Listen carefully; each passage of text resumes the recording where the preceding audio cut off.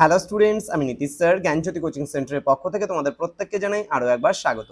তো স্টুডেন্টস, আজকে আমি তোমাদের সঙ্গে আলোচনা করব সিবিসিএস 6 সেমিস্টার এবং 4th সেমিস্টার যে সমস্ত ছাত্রছাত্রীরা নর্থ বেঙ্গল ইউনিভার্সিটি আন্ডারে বিভিন্ন কলেজগুলোতে পড়াশোনা করছো তাদের জন্য আজকে জি ফিলোসফি স্মার্ট সাজেশন নিয়ে আলোচনা করব। কারণ আজকের এই সাজেশনটি তোমাকে করে তুলবে আরও বেশি স্মার্ট এবং পরীক্ষামুখী। এবং তুমি যারা এখনো আমাদের চ্যানেলটিকে সাবস্ক্রাইব করোনি তারা অবশ্যই চ্যানেলটিকে সাবস্ক্রাইব করে পাশে থাকা বেল আইকন অল প্রেস করে রাখো, যাতে নেক্সট টাইম থেকে কোনো ভিডিও আপলোড করলে তার নোটিফিকেশন তুমি সবার আগে পেতে পারো।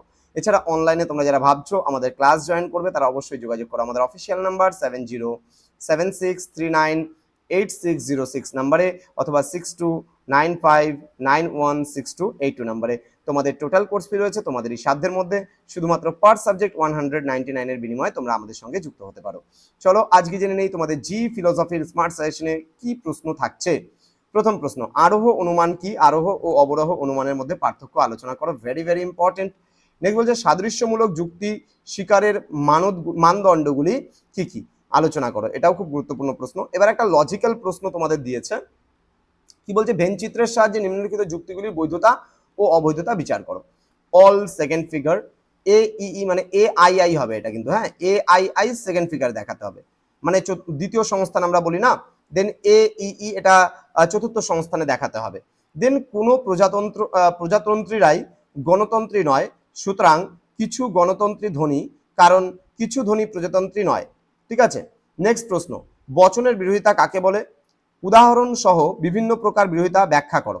নেক্সট, ন্যায়ের বৈধতা বলতে কি বোঝো? ন্যায়ের বৈধতার নিয়মগুলি আলোচনা করো। এই প্রশ্নটা আমাদের ক্রস করেছি, যার জন্য কাটা আছে। এগুলো প্রশ্ন কিন্তু ভেরি ভেরি ইম্পর্টেন্ট, ভালো করে পড়বে।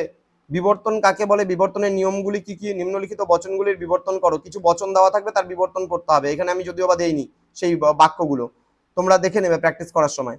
নেক্সট বলছে ভেনচিত্রের সাহায্যে দেখাও ব্রাহ্মণটিপ, ফ্রেসাপো, তোমার হচ্ছে ফেলেপটন অ্যান্ড ড্রারাপ্তি, এটা অবৈধ না বৈধ সেটা দেখাতে হবে।